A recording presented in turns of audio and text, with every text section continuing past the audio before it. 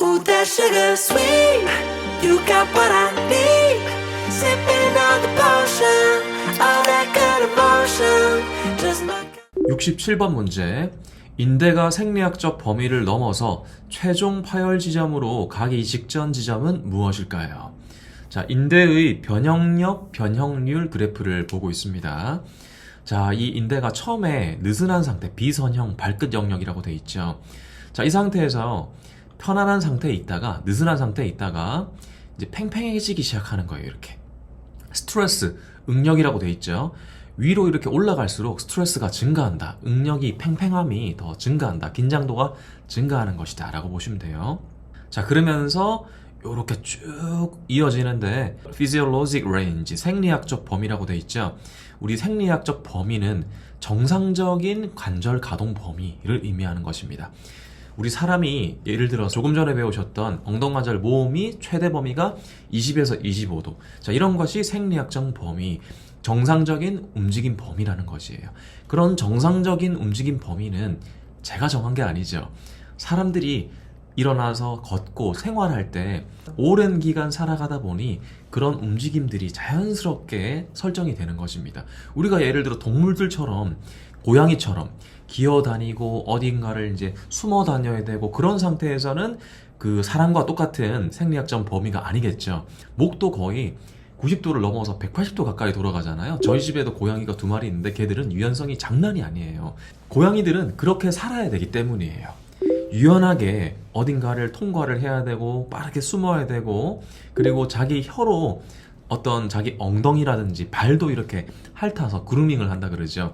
그런 활동들을 해야지 자기 몸이 건강하게, 그리고 먹이도 먹을 수 있고 생존을 할 수 있기 때문에 그런 유연성을 가지게 되는 것입니다. 그래서 고양이들은 이 생리학적 범위가, 스트레인의 끝까지 가는 이 범위가 사람들보다, 인간들보다 월등히 이렇게 더 멀리 간다라고 보시면 되겠죠. 자, 근데 사람은 우리가 막 숨어야 되고 우리 혀로 화장실 갔다 오면은 그루밍을 자기가 혼자서 이렇게 고양이들처럼 하고 그러진 않잖아요. 사람들은 서서 걸어야 됩니다. 일어나야 되고요, 움직여야 됩니다. 2발로 다니죠. 그렇기 때문에 그 상태에 맞는 생리학적인 범위가 있는 거예요. 척추를 4발로 기어다니지 않잖아요. 서서 중력에 대항해서 세워야 되잖아요. 세우고 머리의 높이, 눈높이를 더 높여야 되잖아요. 그것을 만들어주기 위해서 어떤 우리 몸에 있는 인대들이나 근육들이 가지는 최적의 범위가 있다는 것이죠. 그 최적의 범위가 바로 정상적인 관절 움직임 범위, 정상 관절 가동 범위라는 거예요. 생리학적인 범위가 이때 만들어지는 것이죠. 정상적인 관절 가동 범위를 넘어서면 어떻게 될까요? 제한이 되는 거죠. 아까 봤던 우리 엉덩 넙다리 인대라든지 혹은 척추 주변에 붙어있는 인대, 이런 애들이 우리가 옆으로 넘어갈 때 제한을 만들어주는 겁니다. 척추를 잘 세우고 있으라고. 구조적인, 수동적인 안정성을 제공을 해주는 것입니다. 자, 그런 수동적인 안정성을 제공받는 영역까지가 이 선형 영역입니다. 생리학적 범위라고 하고, 스트레인, 변형률이 끝까지 가는, 변형률의 최고점까지 가는 지점이 되는 것이죠. 그런데 문제는 우리 생리학적 범위를 넘어서는 경우가 있어요. 우리 몸의 움직임 범위, 관절의 정상적인 움직임 범위를 필요 이상으로 초과하는 그런 순간이 온다고 한번 생각해 보세요. 어떤 경우가 있을까요? 예를 들어서 교통사고가 났다. 어디에 부딪혔다, 넘어졌다. 이때 내가 의도하지 않았지만 외적인 순간적인 충격에 의해서 목이 이렇게 획 젖혀져 버렸다고 생각해 보세요. 혹은 허리가 뒤로 이렇게 획 꺾어졌다고 생각해 보세요. 자, 그러면 그것은 우리 인체가 견디는 지점을 통과하는 것이죠. 생리학적인 범위를 넘어서게 되는 것이죠. 생리학적인 범위를 넘어서 버리게 되면 이렇게 가다가 파열점이 되는 거예요. 벌써 여기서부터 파열이 되고 있는 겁니다. 파열이 되어서 느슨해져서 이렇게 흐물흐물해져 가다가 최종 파열점에 도착하는 거 보이시죠? 그리고 더 이상 응력, 스트레스, 견디는 힘을 제공해주지 못하고 쭉 떨어져 버립니다. 이렇게 견디는 힘을 제공해주지 못하면 어떻게 될까요? 우리 척추가 혹은 고관절이 중력에 대항해서 서 있을 수 있을까요? 허수아비처럼 우리 옆으로 휙 꼬꾸라지겠죠? 맞습니다. 인대만으로는 자세를 유지하지 못하는 상태가 되는 것이 이런 최종 파열점까지 가는 그런 상태가 되는 거예요.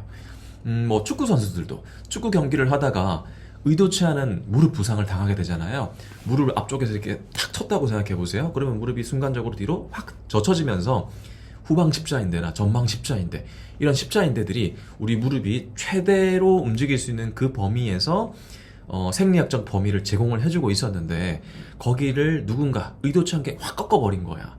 그러면 최종 파열점 여기 가는 거죠. 무릎이 너덜너덜 돌아다니게 되는 거잖아요. 이해되시죠? 오케이. 자, 그런 상태를 최종 파열점이다 라고 얘기를 하는 거예요.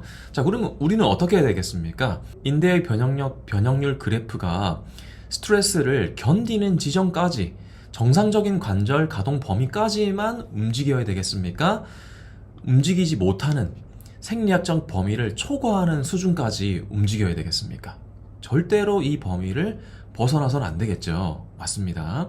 자, 최종 파열점 직전에 있는 요 지점을 뭐라고 하는지 질문하고 있습니다. A. 인대의 승리 지점. B. 인대의 무승부 지점. C. 인대의 항복 지점. 정답은 C입니다. 항복 지점이에요. 생리학적 범위를 끝까지 가서 더 이상 나 안 되겠다, 나 여기가 끝인가 보다, 항복이다. 그리고 나면 이제 파열이 시작된다. 그래서 항복점이다 라고 합니다. 자, 이 항복점이라는 세 글자를 오늘 이 시간부터 잘 기억하시기 바랍니다. 우리 몸을 항복하도록 만들어야 된다, 항복하지 않도록 만들어야 된다. 그렇죠. 절대로 항복시키지 않아야 된다 라는 것을 기억하시기 바랍니다. 68번 문제. 엉덩관절 모음 정상 움직임 범위를 초과하면 어떻게 될까요? 엉덩관절 모음의 정상 움직임 범위는 20에서 25도였죠. 자, 그 정상적인 관절 움직임 범위를 초과해서 예를 들어서 한 40도, 45도 이렇게 모음을 한 거예요. 자, 그러면 A. 인대가 뻣뻣해지고 굳는다. B. 인대의 유연성이 증가하고 통증이 줄어들며 건강해진다. C. 인대는 항복점을 넘어서 끊어지거나 파열될 수 있다. 정답은 C죠. 인대는 항복점을 넘어서 끊어지거나 파열될 수 있다는 것을 앞서 우리는 인대의 변형률 그래프를 통해서 배우셨잖아요. 엉덩 넙다리 인대가 견딜 수 있는 지점, 생리학적인 범위를 초과하게 되면 무슨 점에 다다른다고요? 항복점. 항복점을 통과하면 최종 파열점으로 서서히 진행되다가 훅 가는 거예요. 현재 케이스 2번 주인공 선생님은 어쩌면 엉덩관절 주변 인대들이 항복점을 지났을 가능성이 있겠죠. 누워서 잠잘 때 뻣뻣해진다, 근육들이 긴장해진다 라는 것이잖아요. 그 근육이 긴장하는 데 있어서 고관절, 엉덩관절을 감싸주고 있는 관절 주머니 혹은 인대들이 적절한 안정성이 아니라 이미 헐거워져 있다고 생각해 보세요. 뭐 때문에? 과도한 유연성 동작들 때문에. 엉덩관절 굽힘이나 펴이나 벌림, 회전하는 이런 동작들을 인체가 허용하는 범위 이상으로 과하게 움직이는 활동들을 과거에 많이 했다고 생각해 보세요. 자, 그러면 그런 사람들은 고관절이 어떻게 된다? 인대들이 이미 항복점을 지나갔을 것이다